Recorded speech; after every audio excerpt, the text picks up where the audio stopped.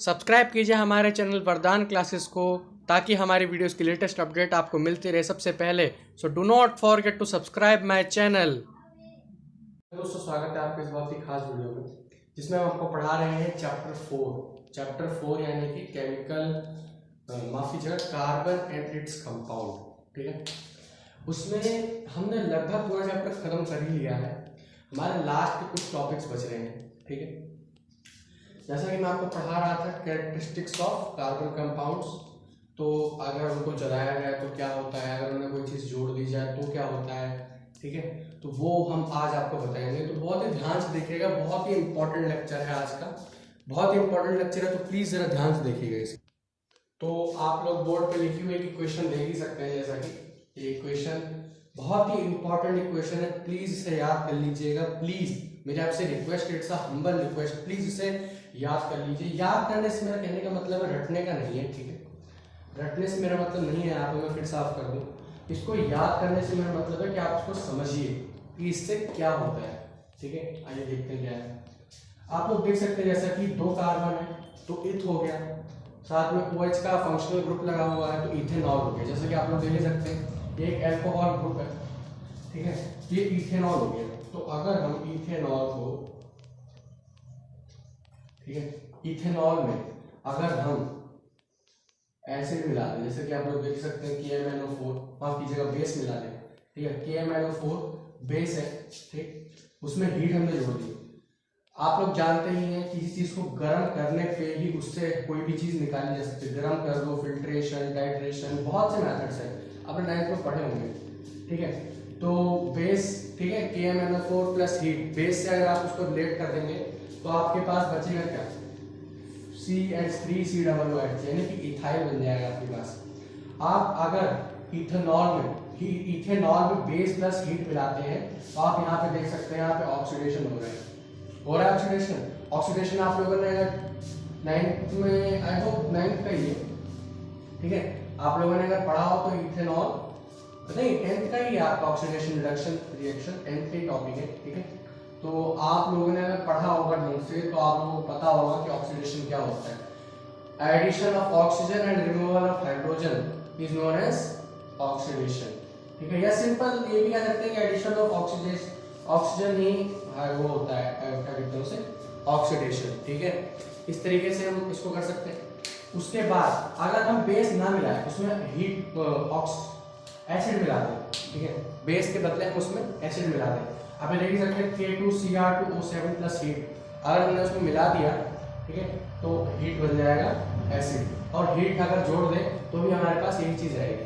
ठीक है, तो इससे हमें एक बात पता चलती है कि एसिड मिला या बेस, एल्कोहल में अगर हम एसिड मिला दें या बेस मिला दें तो हमारे पास निकल के एक एल्डिहाइड का फंक्शनल ग्रुप ही निकल के आएगा। ठीक है, तो ये थी छोटी सी इक्वेशन। आप किसी भी कार्बन कंपाउंड में अगर आप एसिड मिलाते हैं, बेस मिलाते हैं हीट के साथ, तो आपका वहां पे एल्डिहाइड का एक सॉल्यूशन निकल आएगा। ठीक है, तो अब हम आपको पढ़ाएंगे रिडक्शन रिएक्शन। ठीक है, रिडक्शन क्या होता है, आइए देखते हैं रिडक्शन रिएक्शन कैसे की जाती है। रिडक्शन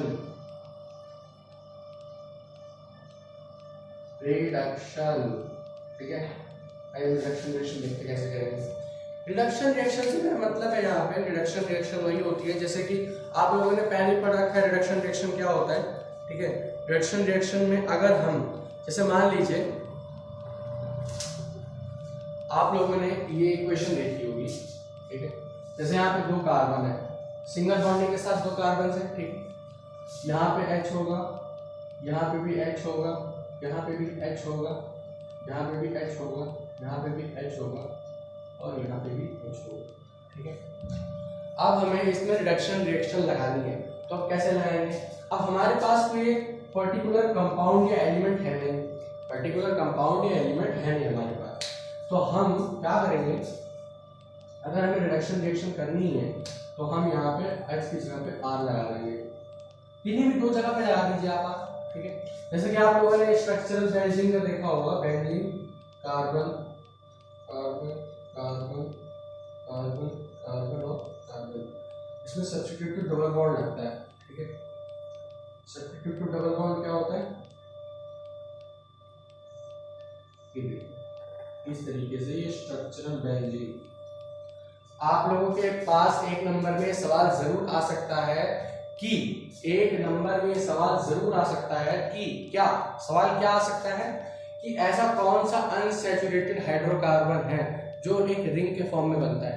आप लोग देख रहे इसमें 3 डबल बॉन्ड लगाए हैं मैंने, और जबकि मैंने स्टार्टिंग में बताया था आपको, अपनी पिछली 4 वीडियोस के अंदर बता रखा है मैंने आपको कि कार्बन में जब पी कैटिनेशन होगा तो सिर्फ एक ही जगह पे डबल बॉन्ड लगेगा, एक ही जगह पे ट्रिपल बॉन्ड लगेगा, ठीक है।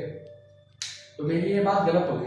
जैसा कि आप लोग जानते हैं साइंस एक्सेप्शंस का एक खेल है। साइंस मैं आपको बता दूं एक फैक्ट है कि बिना एक्सेप्शन के साइंस हो ही नहीं सकती, ठीक है, बिना एक्सेप्शन के साइंस नहीं हो सकती, इसीलिए इसको कहा जाता है बेंजीन।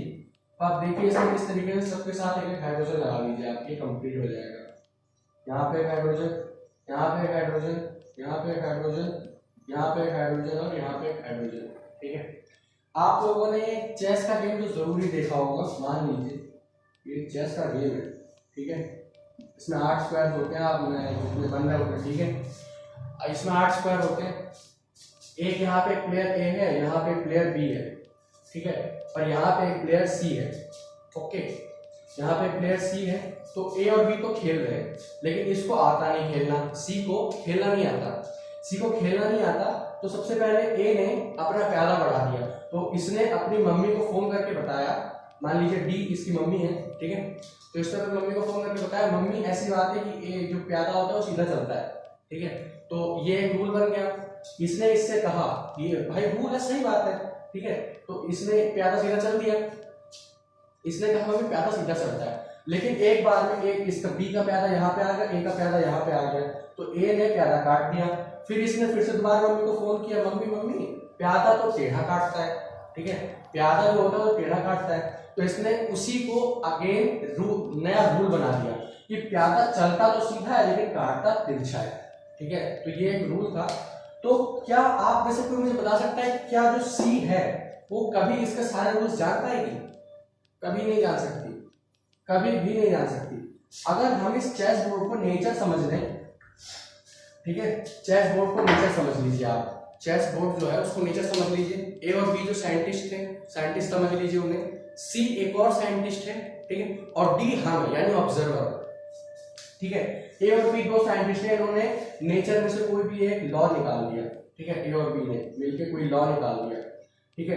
फिर उन्होंने सी को बताया, ठीक, तो सी जब दोबारा इन्होंने उसी लॉ में कोई बदलाव किया या इसी ने कोई नई चीज ढूंढ ली तो ये उस लॉ में कोई बदलाव कर देगी। फिर जो हम ऑब्जर्वर्स हैं वो इसे भी पढ़ेंगे और इसे भी पढ़ेंगे, ठीक है। तो इस तरीके से एक्सेप्शंस हर एक केस में आते ही आते हैं।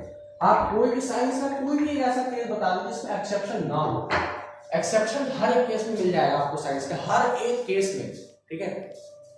तो ये स्ट्रक्चरल बेंजीन है। वैसे ही आप रिडक्शन रिएक्शन को इस तरीके से कर सकते हैं। आपके पास कोई भी कंपाउंड है, जैसे कि आप यहाँ पर रिडक्शन कर सकते हैं, जैसे कि ये है हाइड्रोजन, वहां तो हमने सिंपली कर दिया, यहाँ पे आप देखिए कैसे करेंगे। अब आपके मुताबिक यहाँ पे हाइड्रोजन आना चाहिए, हाइड्रोजन आना चाहिए। अब हम यहाँ पे OH जोड़ देते हैं, रिडक्शन हो गया। रिडक्शन का मतलब हमेशा यही नहीं होता कि आप हाइड्रोजन को ऐड कर दे तो रिडक्शन होता है, ऐसी कोई बात नहीं है। आप यहाँ पे OH हमने जोड़ दिया, यहाँ पे तो हाइड्रोजन रिड्यूस ही तो हो रहा है, यही बात, ठीक है, रिड्यूस ही तो हो रहा है और तो कुछ हो नहीं रहा, ठीक है। तो ये बहुत ही सिंपल सा था। तो इसके बाद हम पढ़ाएंगे आपको, अब हम एथेनॉल के बारे में आपको बताएंगे कि इथेनॉल होता क्या है। तो इथेनॉल के बारे में हम पढ़ेंगे, इथेनॉल, ठीक है, इथेनॉल के बारे में पढ़ेंगे। इथेनॉल का आप लोग केमिकल फॉर्मूला जानते होंगे, ये होता है इथेनॉल का केमिकल फॉर्मूला, ठीक है, बहुत ही सिंपल सा है, आप इसे बना सकते हैं, इस तरीके से लिख भी सकते हैं। इथेनॉल का केमिकल फॉर्मूला, इसको ध्यान रखिएगा, इसका मेल्टिंग पॉइंट होता है 156 केल्विन, यानी कि नेगेटिव में होता है इसका मेल्टिंग, ओ सॉरी माफ कीजिएगा, हाँ मेल्टिंग पॉइंट ही होता है, ठीक है, मेल्टिंग पॉइंट इसका 156 होता है। केल्विन में केल्विन क्या होता है, 1 Celsius is equals to 273.16 Kelvin, ठीक है। इसमें से आप इसको माइनस कर दीजिए, सेल्सियस में आंसर आ जाएगा, ठीक है। तो आपने यहाँ से निकाल लिया 156 डिग्री केल्विन होता है इसका मेल्टिंग पॉइंट, यानी कि काफी माइनस में होता है। वाटर की तरह 273.16 केल्विन नहीं होता, ठीक है। और इसका बॉइलिंग पॉइंट क्या होता है? बॉइलिंग पॉइंट होता है 356, ठीक है 356। देख लीजिए आप, शायद मैं इसका थोड़ा सा कंफ्यूजन है मेरे को इस मेल्टिंग पॉइंट में, आप इसे चेक कर लीजिएगा, ठीक है। और मेरी गलती जरूर कमेंट बॉक्स में लिखिएगा। 156 है और 356 होता है। अब हम आप लोगों को बताते हैं, ये रूम टेम्परेचर पे लिक्विड फॉर्म में पाया जाता है। इथेनॉल है, आप लोग जानते हैं अल्कोहल होता है, ठीक है। अल्कोहल भले ही इससे नहीं बनाई जाती है अल्कोहल, वो एक अलग मैटर है, लेकिन है तो एक अल्कोहल सब्सटेंस ही ना, ठीक है। तो अल्कोहल सब्सटेंस है, अल्कोहल होता है ये, ऐसी बात नहीं है, लेकिन आप लोगों ने टिंचर आयोडीन का नाम तो जरूर सुना होगा। टिंचर आयोडीन, अगर आप किसी भी सॉफ्ट ड्रिंक पे जैसे कि आप लोग देख रहे हैं, आपने अगर लिम्का पिया होगा, लिम्का है, कोक है, ड्यू है, ठीक है। आप इन तीनों या चारों में से किसी में भी अगर आप पी रहे हैं तो उसमें अगर नमक डाल के पिएंगे ना, आप लोगों ने अक्सर देखा होगा जिन लोगों को एसिडिटी की प्रॉब्लम होती है वो अक्सर लिम्का नमक डाल के पीते हैं, ठीक है। तो क्यों पीते हैं, उसका यही कारण है कि नमक डालने पे वो टिंचर आयोडीन बन जाता है, ठीक है। टिंचर आयोडीन बहुत ही पावरफुल सब्सटेंस बन जाता है नमक डालने के बाद। और अक्सर जो लोग टिंचर आयोडीन के साथ अल्कोहल पीते हैं ना, यानी अल्कोहल में नमक डाल के पीते हैं, ठीक है, वो अक्सर उनकी किडनियां बहुत जल्दी खराब हो जाती है, बहुत जल्दी। इतना तो अगर आप पूरे, मैं आपको एक छोटा सा तरीका बता देता हूँ, मतलब एक छोटा सा बताता हूँ कि अगर आप पूरे जीवन भर पी रहे हैं अल्कोहल, ठीक है, आपकी किडनी खराब तो होनी है, लेकिन अगर आप 1 से 2 महीने में टिंचर आयोडीन पी लेते हैं लगातार, तो आपकी किडनी 1 से 2 महीने में बिल्कुल खराब हो जाएगी, बिल्कुल खराब, कुछ नहीं बचेगा उसमें, ठीक है। तो हम यहाँ इथेनॉल की बात करते हैं। अब हम इथेनॉल को अलग अलग जो मेटल्स हैं उनके साथ रिएक्ट करके दे सकते हैं, ठीक है। जैसे कि आप लोग जानते हैं एसिड टू इथेनॉल है, ठीक है। तो हम इसमें CH3CH2OH प्लस हम इसमें सोडियम जोड़ के देखते हैं तो हमारे पास क्या बनता है, ठीक है। सोडियम जोड़ते हैं CH3CH2ONA+, ठीक है। यहाँ से एक हाइड्रोजन हमने हटा दिया प्लस H, ये बच गया हमारे पास, ठीक है। आप इस इक्वेशन को देख लीजिए, बहुत ही इंपॉर्टेंट इक्वेशन, प्लीज जरा ध्यान से देखिएगा, ठीक है, बहुत ही इंपॉर्टेंट इक्वेशन है। तो अब इसको हम बैलेंस कर लेते हैं, आइए बैलेंस कर लेते हैं। यहाँ पे लगा देंगे क्योंकि हमें हाइड्रोजन की 2 वैल्यू चाहिए, फिर वहाँ से हमारे पास यहाँ पे भी 2 लग जाएगा क्योंकि हमें सोडियम भी 2 चाहिए, और यहाँ पे 2 लग जाएगा, हो गई बैलेंस आपकी इक्वेशन, देख लीजिए, ठीक है। तो इस तरीके से आपको, अगर आप इथेनॉल में सोडियम मिक्स कर देते हैं, इसमें इथेनॉल में अगर आप सोडियम मिक्स कर देते हैं, इथेनॉल में, फिर से सुन लीजिए, इथेनॉल में अगर आप सोडियम मिक्स कर देते हैं तो आपके पास बन जाएगा सोडियम इथॉक्साइड, ठीक है, सोडियम इथॉक्साइड, बहुत ही आसान सा है, सोडियम इथॉक्साइड बन जाएगा आपके पास, ठीक है। क्योंकि ऑक्सीजन है साथ में इसलिए हमने ऑक्साइड लगा दिया, और सोडियम भी है तो इसलिए हमने सोडियम इथॉक्साइड बना दिया। इथेनॉल में ऑक्सीजन है, ऑक्साइड बनेगा उसका, ठीक है, ऑक्साइड बनेगा तो इथेनॉल तो पहले से ही था, हमने नॉल हटा के इथॉक्साइड बना दिया उसे, ठीक है। तो आज की वीडियो के लिए बस इतना ही, ठीक है। अगली वीडियो में मैं आपके लिए जो बचे हुए इक्वेशंस हैं उनको बहुत ही अच्छे से समझा के लेके आऊंगा, तो पढ़ते रहिए। All the very best.